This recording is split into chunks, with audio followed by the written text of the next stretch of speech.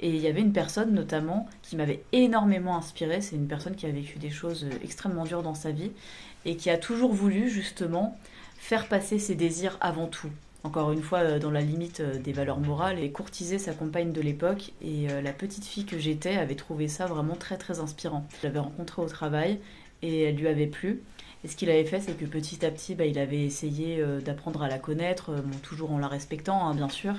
Et puis un jour, à force de parler avec elle, il a pris son courage à deux mains et puis il lui a proposé une sortie. Et puis après, ils ont été ensemble pendant une grosse période. Et après avoir entendu cette anecdote, et puis aussi avec le tournant que je vivais dans ma vie à ce moment-là, et puis aussi grâce aux rencontres que j'ai pu faire dans ma vie, je me suis rendu compte que je pouvais mourir demain et que donc je ne pouvais pas me permettre d'avoir des regrets. Et je crois pouvoir dire qu'à 26 ans, bon je suis encore très jeune, mais à 26 ans, je n'ai pas de regrets. J'ai des remords, ça oui, enfin il y a des trucs où je suis pas contente forcément de la façon dont j'ai agi, où il y a des choses que j'aurais aimé mieux faire, etc.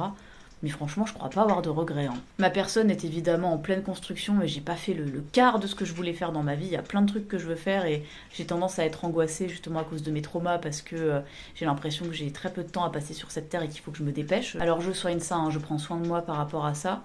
Mais en tout cas, par rapport à tout ce que j'ai évoqué, j'ai toujours osé, osé, osé. J'ai appris à faire ça et dans tous les domaines. Bon, je parle pas trop de ma vie privée ici et encore moins de ma vie amoureuse, mais à chaque fois que quelqu'un me plaisait, je suis toujours allée vers la personne et j'ai toujours tenté. Ça d'ailleurs en tant que femme, mais c'est tellement jouissif de draguer, c'est tellement pas dans l'ordre culturel des choses que renverser ce code-là, c'est incroyable, je vous jure, franchement les filles foncez quoi, c'est trop agréable. C'est un jeu particulièrement passionnant quand on est une femme, mais voilà je prends cet exemple, mais je pourrais en prendre plein d'autres. D'un point de vue scénique, j'ai toujours osé faire tout ce que je voulais, alors j'ai pas du tout fini tout ce que je voulais faire, mais jusqu'ici j'ai toujours osé.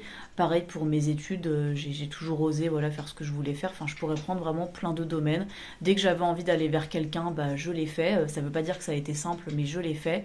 Et d'ailleurs, ça a donné lieu à des amitiés magnifiques et parfois très inattendues. Je suis devenue amie, entre autres, avec une personne que j'ai connue à l'origine à travers les médias. Bon, je ne dirais pas qui c'est. Et puis, de toute façon, c'est pas quelqu'un qui a une notoriété internationale.